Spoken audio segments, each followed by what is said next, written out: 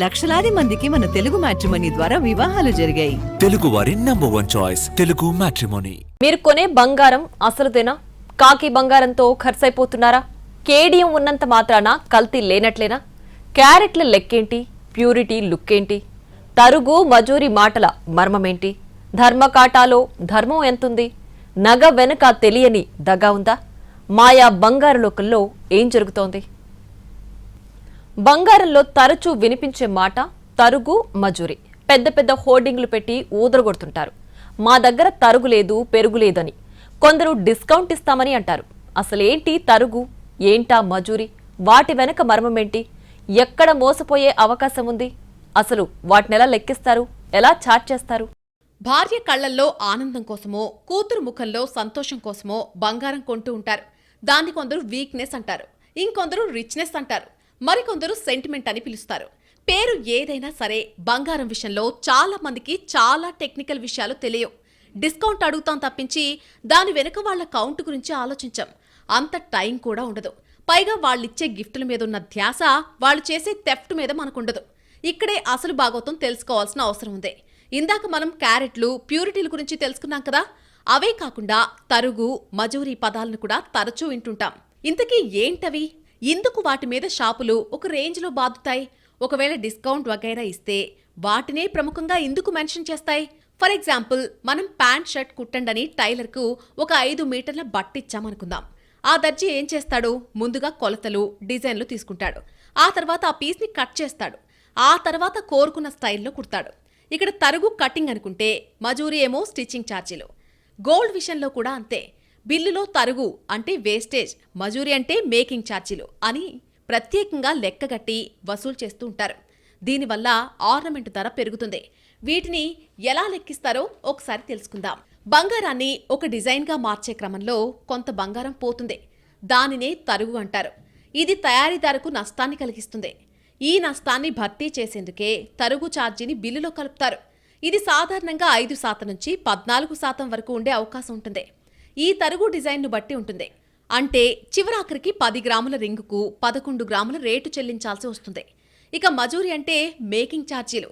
సాధారణంగా ఆభరణం డిజైన్ చేసినప్పుడు మేకర్స్ వసూలు చేసే ఛార్జీనే మజూరీ అంటారు. దీనిని 8 నుంచి 25% వరకు వసూలు చేస్తూ ఉంటారు. మజూరీ అనేది డిజైన్ను బట్టి ఉంటుంది. కొన్నిసార్లు డిజైనర్ జ్యువెలరీపై 30% నుంచి 35% వరకు మజూరీ వసూలు చేసే అవకాశం ఉంటుంది. సరే, చేసినందుకు కూలీ ఇవ్వాలి కదా, ధర్మమే అనుకుందాం.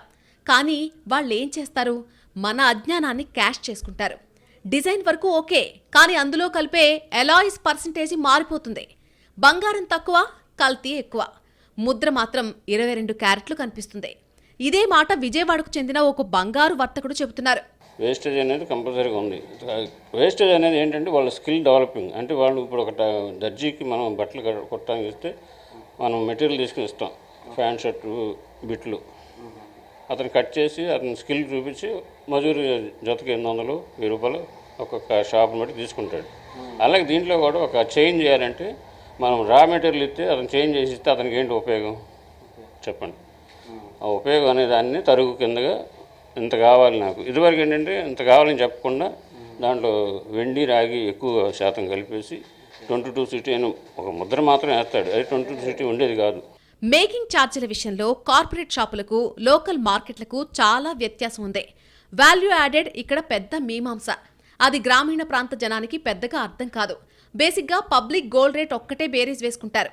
అదొక్కటే కాకుండా వాల్యూ యాడెడ్ కూడా చూడాలని, పాత షాపులో ఎంత, సిటీలో ఎంత అనేది లెక్కలేసుకుంటే కొంత నష్టపోయే ఆస్కారం తక్కువ.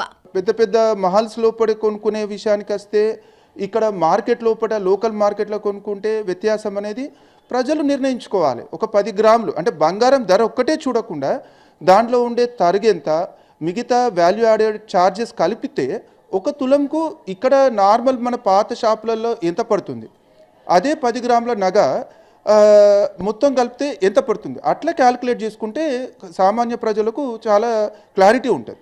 సరే, ఈ క్లారిటీ సంగతి పక్కన పెడితే ఇక్కడ ఇంకొక లాజిక్ మిస్ అవుతున్నారు జనాలు. తయారీదారులు ఒక రకమైన డిజైన్ని బల్క్గా తయారు చేస్తారు. కానీ అమ్మేటప్పుడు మాత్రం పీస్ వైజ్ రేట్ను వసూలు చేస్తారు.